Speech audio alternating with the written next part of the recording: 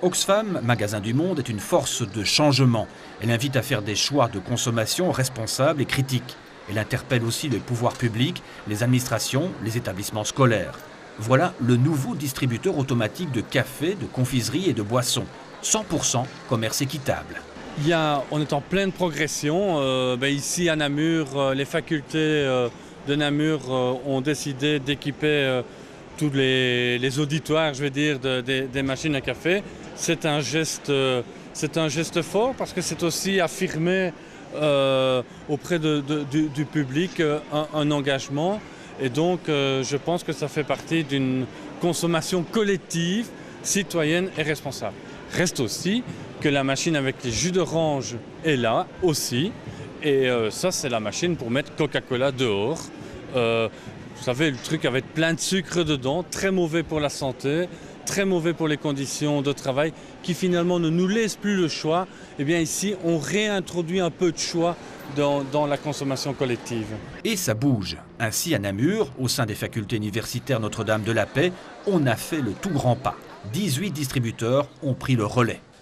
Oui, c'était l'occasion aussi, je dirais, de les sensibiliser, de les conscientiser à un certain choix de société auquel j'ai toujours été personnellement sensible. Je l'avais déjà fait au travers de la chaîne verte que j'ai lancée en 1988, donc un menu alternatif, bio-végétarien, qui reposait sur 3 piliers, la santé, l'environnement et la solidarité avec le tiers-monde. Donc je me suis dit que c'était l'occasion aussi, je dirais, de faire un pas en plus dans cette direction avec les distributeurs, qui est généralement, je dirais, un secteur qui est dominé par des grandes multinationales et où, je dirais, les opérateurs alternatifs sont rares pour l'instant.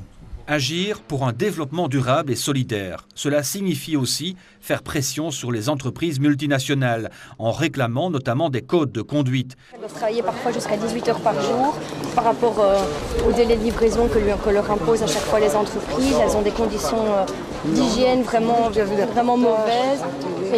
Et donc voilà, on essaye un peu de sensibiliser les gens par rapport à ça et de ne pas dire forcément n'achetez plus, mais au moins sachez le pouvoir de consommation que vous avez, parce que ça peut faire changer les choses, ça peut modifier le comportement des entreprises vu qu'elles s'adaptent toujours aux consommateurs. Mais oui, elles s'adaptent toujours aux consommateurs.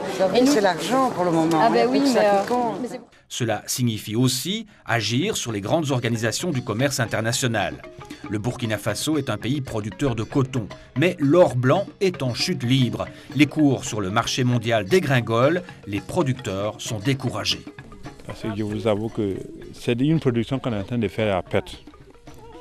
Et moi, j'ai essayé de calculer un peu pour voir la superficie totale que ma famille va produire comme coton. C'est une superficie de 45 hectares. Et ce n'est pas sûr qu'on va s'en sortir avec un tonnage de près de 50 tonnes. Nous avons tout fait pour réduire nos coûts de production. Nous avons pratiquement l'un des meilleurs prix de revient en Afrique au sud du Sahara. Nous avons comprimé toutes les charges. Aujourd'hui, pratiquement, nous sommes à un niveau, nous sommes arrivés à un niveau où il est difficile de comprimer davantage. Aux États-Unis, la production de coton est largement subventionnée. Cette pratique déstabilise le marché mondial. Depuis que nous avons appris les subventions, c'est nous, à travers notre président, nous avons commencé les démarches ici. Et c'est après que les États africains, les autres producteurs africains se sont levés pour mettre dans la bataille. Ils ont lutté contre les subventions. Nous sommes les premiers à écrire contre les pays du Nord par rapport aux subventions. Les victimes directes, une fois de plus, ce sont les producteurs du Sud. Ils sont aujourd'hui bien décidés à se faire entendre auprès de l'Organisation mondiale du commerce. Trop, c'est trop. Quand tu fais, à un moment donné, quand tu es avec une femme et que chaque fois c'est la bagarre, il y a des moments où vous êtes obligés de vous séparer. Donc, au lieu de qu'on se sépare, quand on laisse tomber l'Organisation mondiale du commerce, si on veut le maintenir, il faut que chacun soit écouté. Même si le petit est petit, il faut qu'il soit écouté. Il est déjà membre. C'est vrai qu'il a payé sa part sociale pour être membre de l'OMC. Et que pour cela aussi, il faut l'écouter. Et nous souhaitons que les pays du Nord, aujourd'hui, eux-mêmes, ils savent, ils sont conscients. Je vous le dis, ils sont conscients. Vraiment, ce qu'ils sont en train de faire, ce n'est pas de la logique, ce n'est pas normal. Oxfam, magasin du monde, entend bien relayer et appuyer ces revendications et interpeller l'Organisation mondiale du commerce.